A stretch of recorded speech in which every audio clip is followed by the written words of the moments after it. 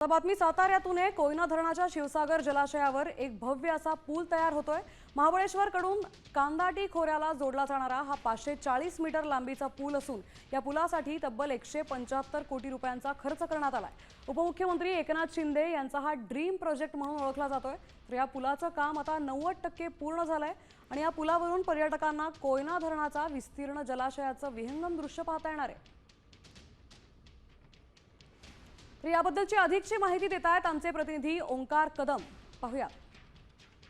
महाबळेश्वरकडून कांदाटी खोऱ्याला जोडला जाणारा हा जो आपण आता उभा आहे हा सर्वात मोठा पूल आता अगदी पूर्णत्वाला आल्याचं पाहायला मिळतंय। कांदाटी खोऱ्याचा जो भाग आहे या खोऱ्यात हे कोयनेचा बॅकवॉटर आहे आणि या बॅकवॉटरवर हा जो भाग आहे सोळशी आणि कांदाटे या दोन्ही भागाला जोडला जाणारा हा महत्वाकांक्षी प्रकल्प आहे। आपण आता उभे आहोत हा 150 फूट उंच या हाईटवर आहोत आणि या हाईटवरच या पुलाच्या बाजूलाच असणारी ही विविंग गॅलरी असणार आहे आणि या विविंग गॅलरीतून पर्यटकांना या कोयनेच्या बॅकवॉटरचा आनंद लुटता येणार आहे। जवळपास 3 वर्ष या प्रोजेक्टची काम सुरू होतं आणि आता हा प्रोजेक्ट अंतिम टप्प्यात आहे।